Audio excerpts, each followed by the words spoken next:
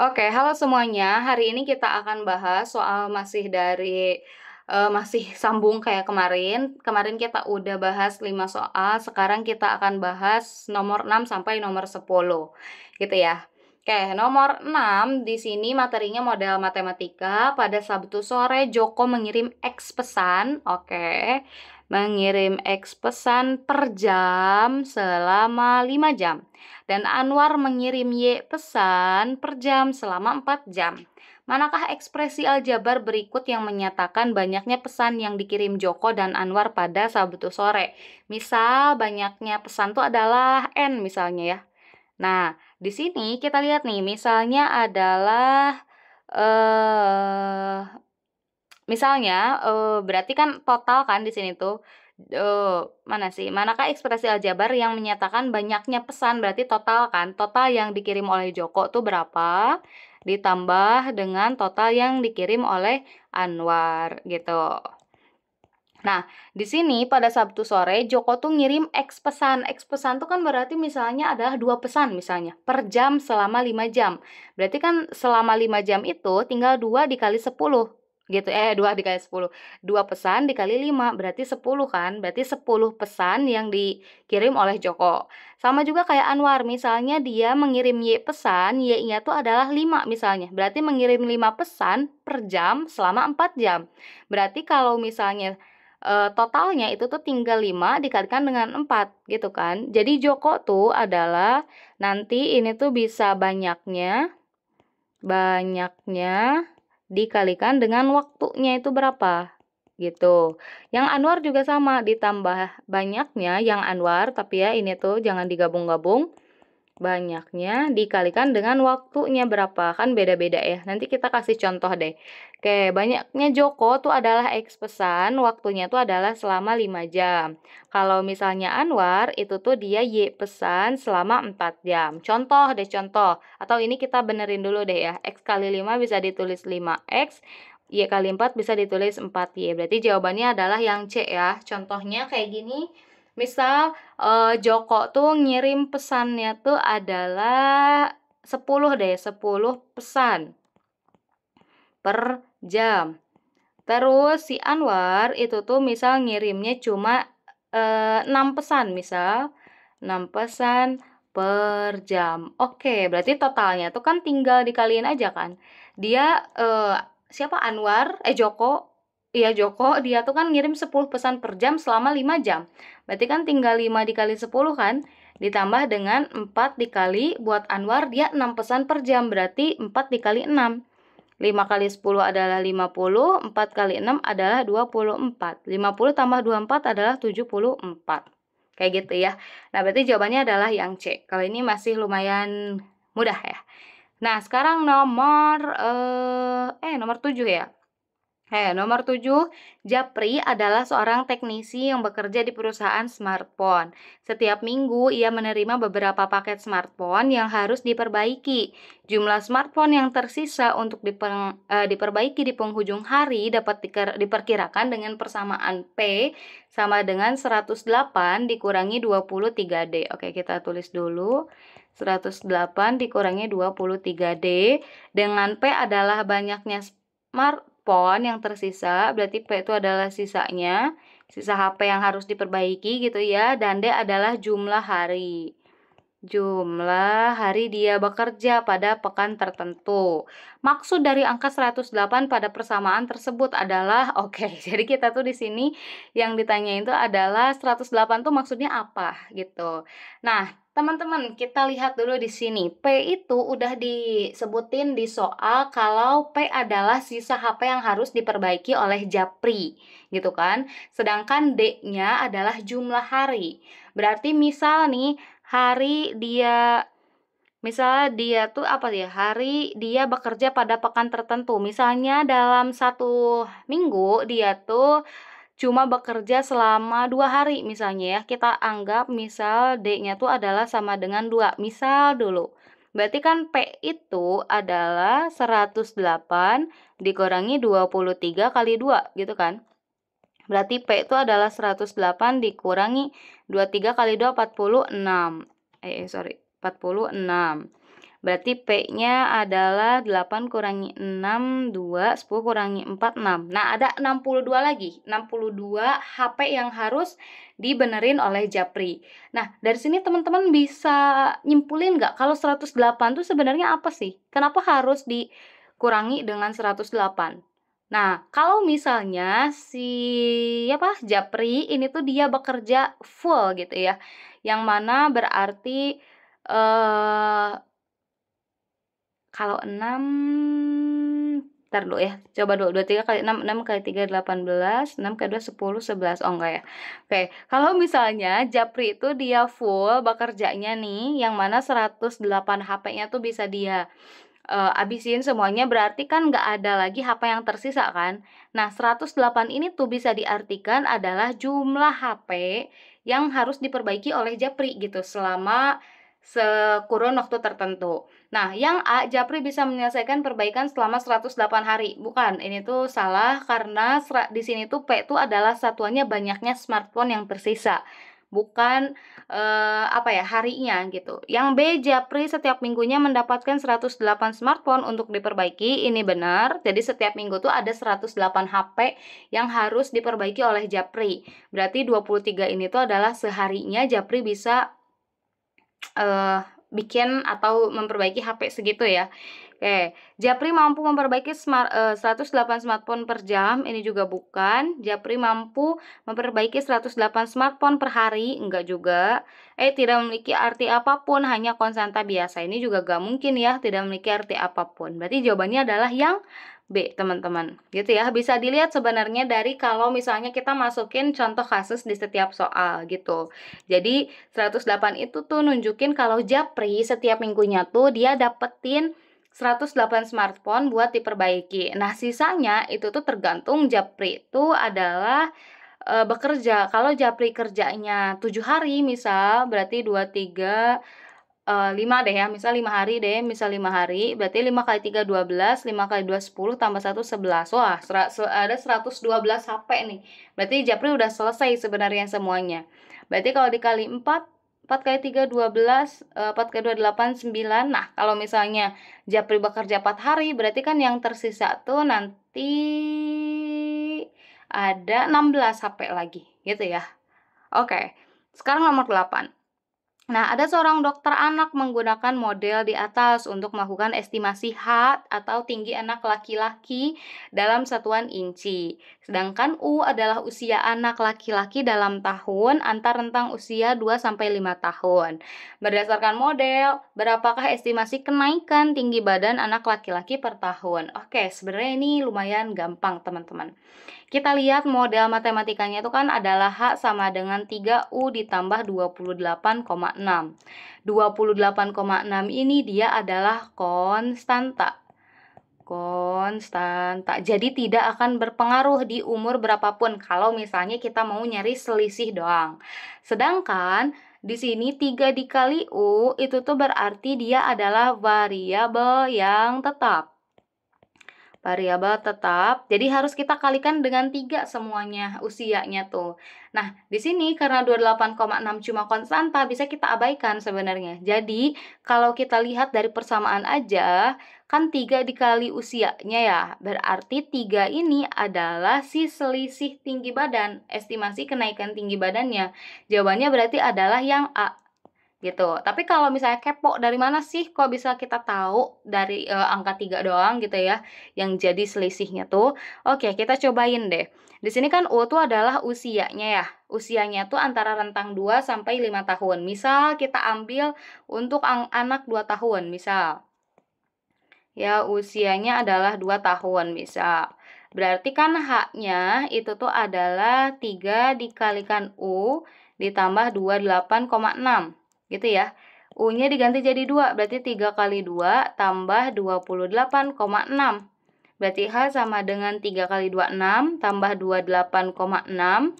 28,6 tambah H itu tuh berarti 28 tambah 6 tuh 34 ya. 34,6. Ini adalah anak usia 2 tahun. Misalkan di sini tuh kenaikan tinggi badan anak laki-laki per tahun ya. Misal sekarang U-nya adalah yang 3 tahun. Berarti H sama dengan 3U tambah 28,6. Berarti H sama dengan 3 kali 3 ditambah 28,6. 3 kali 3 adalah 9 tambah 28,6. Hasilnya adalah 37 ya, 6. Nah, yang ditanyain selisihnya nih. Selisih tinggal kurangi teman-teman. Selisih. Tinggal kurangi aja deh pas usianya 3 tahun. Misalnya ini H2 deh ya, ini H1. Berarti delta H-nya tuh adalah H2 kurangi H1. Berarti 37,6 kurangi 34,6. Yang mana bisa dilihat, ini tuh selisihnya adalah 3 tahun. Kayak gitu. 3 tahun. 3 inci gitu ya. Bedanya antara anak 2 tahun sama 3 tahun adalah 3 inci kayak gitu. Oke, sekarang nomor 9. Di sini ada sistem persamaan linier 2 variabel. Jadi ada persamaan B 2,35 tambah 0,25x dan C adalah 1,75 ditambah 0,4x. Pada sistem persamaan di atas, B dan C mewakili harga per kilogram daging sapi. Oke, berarti B itu dia buat sapi dan C itu dia buat ayam katanya ya, dan daging ayam dalam euro selama X pekan di awal musim panas. Berarti X tuh dia waktunya. Waktu. Oke, berapakah apa nih? Berapakah harga per kilogram daging sapi di saat harganya sama dengan harga per kilogram daging ayam? Oke, jadi yang pengen kita cari di sini itu adalah harga daging sapi saat harga daging sapi dan ayam tuh sama per kilonya. Berarti kita harus tahu dulu X-nya kan? Kita harus tahu dulu kapan sih harga daging sapi itu sama dengan harga ayam. Oke, berarti pertama kita cari X dulu. Bagaimana cara cari X-nya? Ingat tadi infonya tuh gitu kan. Jadi daging sapi itu pengen sama kayak daging ayam tuh harganya tuh. Berarti B itu tuh harus sama dengan C gitu. Karena daging sapi pengen sama kayak daging ayam harganya. B itu adalah 2,35 tambah 0,25x. Sedangkan C itu adalah 1,75 ditambah 0,4x. Sekarang kita ganti-ganti pasangan. Jadi yang X tuh kita gabungin misalnya di sebelah kanan aja. Yang tanpa X-nya kita gabungin di ruas sebelah kiri. Jadi di kiri itu 2,35, 1,75 pindah ke kiri. Jadi dikurangi 1,75 sama dengan 0,4x. 0,25x-nya pindah jadi dikurangi 0,25x. Gitu kan? Nah, sekarang 2,35 dikurangi dengan 1,75. Hasilnya itu adalah 0,6 ya, 0,6. Terus yang ini 0,4 dikurangi dengan 0,25. Berarti 15 ya, 0,15x. Nah, 0,15-nya pindah ke kiri, teman-teman. Jadi 0,6 dibagi 0,15 sama dengan x. Nah, biar gak koma-komaan, berarti kita kaliin nih kedua bagian tuh dengan 100 per 100. Kenapa dengan 100? Kenapa gak dengan 10? Kalau dengan 10 yang bagian bawah tetap koma-komaan. 0,6 kali 100, 60. 100 dikali 0,15 adalah 15 sama dengan X. Sekarang tinggal kita perkecil. 60 sama 15 itu sama-sama bisa dibagi 3 dulu boleh. 60 bagi 3 adalah 20. 15 bagi 3 adalah 5. Nah, sekarang kan 20 bagi 5 adalah 4 sama dengan X. Berarti X-nya itu adalah 4. Jadi, di situ adalah waktunya adalah ke pekan keempat gitu ya. Jadi, pekan keempat harga sapi sama harga daging ayam itu tuh bakalan sama. Nah, karena di sini yang ditanyain itu adalah harga si sapinya kan. Ya, harga per kilogram daging sapi. Berarti sekarang kita tinggal masukin persamaan X yang udah kita dapat ke harga daging sapi. Sapi itu adalah yang B ya, yaitu 2,35 tambah 0,25X. Oke, kita tulis di sini. B itu adalah, tulis dulu ya, 2,35 ditambah dengan 0,25X. Benar ya kayak gini? Ntar kita lihat dulu ya. Takutnya salah nih. Oke, betul. Terus, ini tuh kan kita bakalan cari B ya, atau cari harga daging sapi. Cari B-nya. Nah, X-nya tadi udah kita dapetin di perhitungan sebelumnya, yaitu sama dengan 4. Atau di pekan keempat si harga daging sapi bakal sama kayak daging ayam. Berarti kita tinggal masukin 2,35 tambah 0,25, X-nya adalah 4. Berarti B sama dengan 2,35 ditambah 0,25 kali 4 adalah 1. Berarti B-nya adalah 3,35. Jawabannya adalah ada ya yang D. Kayak gitu. Oke, nomor terakhir ada materi tentang aritmatika sosial. Jadi Marco membeli laptop di toko yang memberikan diskon. Diskonnya adalah sebesar 20% dari harga asli. Total uang yang harus dibayarkan, berarti yang dibayarnya itu adalah P rupiah, termasuk pajak. Oke, pajaknya sebesar 8% yang diberlakukan untuk barang diskon. Manakah bentuk matematis berikut yang menyatakan harga asli laptop? Misal dulu nih, kita tuh adalah A deh ya. Misal tuh A tuh adalah harga awal. Harga awal. Atau harga awal tuh ya sebelum dikasih pajak, sebelum dikasih diskon. Sebenarnya ini udah disinggung gitu ya di waktu kalau nggak salah di yang penerapan matematika part 1, kalau misalnya ada diskon dan pajak, yang duluan dihitung yang mana? Yang diskon kan ya. Oke, berarti pertama nih kita sama kayak kemarin, kita cari dulu bagian yang diskonnya, teman-teman. Diskonnya di sini 20% dari harga awal. Harga awalnya adalah A. Nah, diskonnya cuma 20%. Diskon tuh ngurangin harga kan? Berarti A dikurangi dengan 20% dari A. A di sini boleh banget ditulis jadi 100% kan yang depan tuh. Jadi 100% gitu. A dikurangi dengan 20% A. Nah, 100% A dikurangi 20% A adalah 80% A. Atau 80% itu bisa ditulis jadi 80 per 100 A. 80 bagi 100 adalah 0,8 A. Oke, ini diskon nih. Setelah diskon, dia akan dikasih pajak juga. Pajaknya berapa? Yaitu 8%. Kalau pajak, dia nambahin ke harganya kan, tapi bukan dari harga awal, tapi dari harga setelah diskon.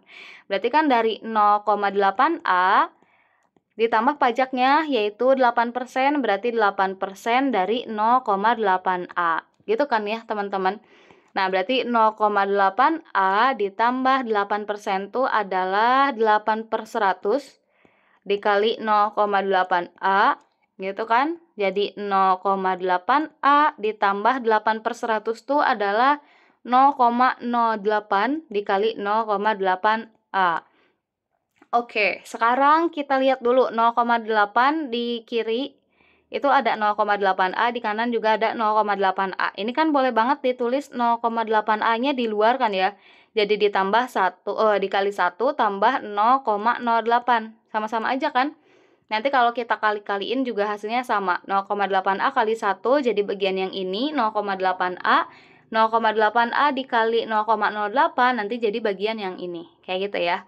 Oke, 0,8A 1 ditambah 0,08 adalah 1,008. Kebanyakan, sorry. 1,08 ya. 1,08 gitu. Nah, ini tuh adalah apa nih? Setelah diberi pajak dan setelah diberi diskon. Yang mana itu adalah P bukan sih? Nah, sekarang kita akan cari A nih, teman-teman. Terakhir cari harga awal atau A ya. Nah, ingat tadi tuh yang total harga yang harus dibayar tuh adalah P kan ya dari soal tuh. Di sini nih total uang yang harus dibayarkan dinotasikan dengan P rupiah. Nah, uang yang harus dibayar itu tuh adalah yang udah diberi diskon dan udah diberi pajak atau sama aja kayak ini teman-teman. Jadi P itu akan sama dengan 0,8A dikalikan dengan 1,08. Nah, sekarang kita tinggal pindah ruas. Karena kita kan pengennya tuh nyari A kan ya. Berarti semuanya yang selain A itu tuh pindah ke kiri. Jadi P dibagi kan ya. 0,8 dikalikan dengan 1,08 sama dengan A. Maka A-nya adalah sama dengan P dibagi 0,8 dikalikan 1,08. Adakah jawabannya? Ada, jawabannya yang D. Kayak gitu ya. Oke, sekian aja mungkin buat video kali ini. Kita udah bahas 10 ya, kalau kita anggap Kalau kita gabungin gitu ya sama yang part sebelumnya, kita bakalan bahas penalaran matematika lagi di pertemuan-pertemuan selanjutnya, kayak gitu. Makasih banyak udah mau menonton, semoga videonya bisa membantu.